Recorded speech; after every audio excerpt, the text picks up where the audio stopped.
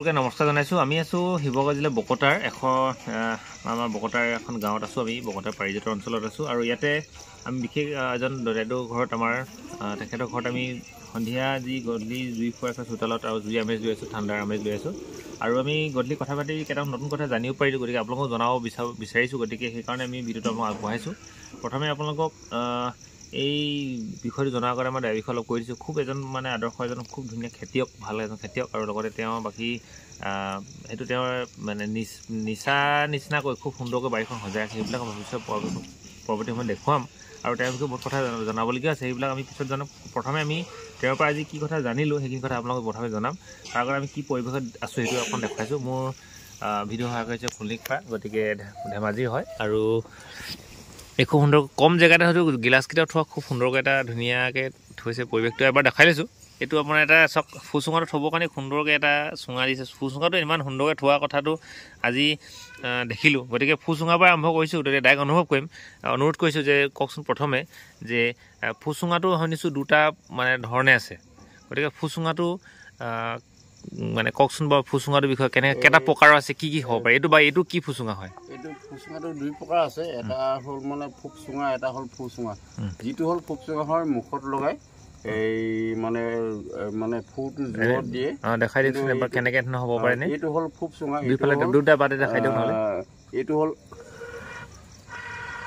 মুখত নলগাকৈ ফুৰাব পৰা এটা এইটো ব্যৱস্থা, মানে দূৰৰ পৰা যিটো ফুৰাই সেইটো ফুচুঙা। সেইটোৱে ফুচুঙা। যিটো মানে মুখত লগাই জোৰত ঠেলিব পাৰে সেইটো মানে সেইটোৱে হ'ল মানে ফুকচুঙা। সেইটো মানে হ'ল এটা হ'ল গাঁঠি থাকে তলৰ ফালে, গাঁঠিটো তলৰ ফালে এটা বিন্ধা থাকে। সেই বাঁহৰ গাঁঠিটো ৰাখি তাৰমানে ৰাখে, বাঁহৰ গাঁঠিটো ৰাখি পিনে এটা বিন্ধা ৰাখে। সেই বিন্ধাটোত মানে কি হ'ল, বিন্ধাটোৰ পৰা মানে যিটো বতাহ যাব সৰুকৈ যায় সেইটো হ'ল মানে মুখত লগাই ফুৱাই। মুখত লগাই ফুৱাটো হ'ল মানে ফুকচুঙা। এইটো হ'ল ফুচুঙা।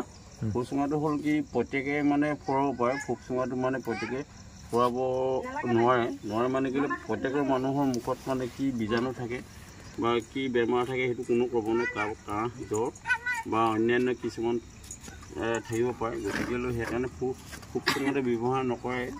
প্ৰত্যেকে নিজৰ এটা ফুকচুঙাটো এটা নিজৰ ব্যক্তি হিচাপে ৰাখে। প্ৰত্যেকৰ কাৰণে সেইটো আমি এতিয়া এইটো এই ফুচুঙাতহে ব্যৱহাৰ কৰোঁ। ফুচুঙাটো সাধাৰণতে দুইফালে বাটটো সমানে থাকে, সেইটোৱে ফুচুঙা। কিন্তু ফুকচুঙাটো এফালে বাটটো গাঁঠিটো থাকে আৰু সৰু থাকিব। গাঁঠিটো থাকে এটা এইফালে মানে সৰু বাট এটা থাকে, সেইটো হ'ল ফুকচুঙা। লগতে আৰু এটা কথা আমি গম পাইছিলোঁ যে দখৰি আৰু পিয়া আমি একে যেন লাগিলেও দুটা বেলেগ, মানে দখৰি আৰু পিয়াটো আমি একে বুলি ভাবিছিলোঁ, কিন্তু দখৰিটো বেলেগ বস্তু, পিয়াটো বেলেগ বস্তু। গতিকে দখৰি আৰু পিয়া পাৰ্থক্যটো আপোনাক অকণমান দেখাব দায়। এই দখৰি কাক কয় আৰু পিয়াখন কাক কয়? একেটা বস্তু নহয় আচলতে। দখৰিখন হ'ল মানে কি হ'ল, আমি যিখন বহি আছোঁ যেতিয়া পিয়া সেই কাঠটুকুৰত খোৰা লগাই থকা হয়, এই খোৰাটো লগালে হ'লে এখন মানে পিয়া হ'ব। যদি এই খোৰাকেইটা যদি কাঠটুকুৰত এই খোৰাকেইটা নলগোৱা হয় সেইকাৰণে হ'ল দখৰি হ'ব।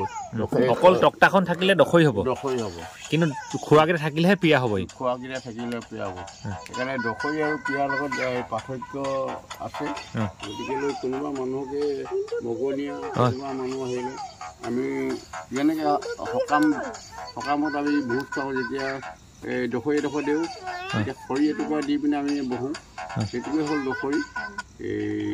বা আমাৰ মানুহৰ যিকোনো বস্তু এটা পটকৈ পাৰি পিনি বহা যিটো সুবিধা কৰি দিয়াটো দখৰি, কিন্তু খুৰা চুৰা লগাই সুবিধা কৰি দিলে সেইটো পিয়া হৈ যাব।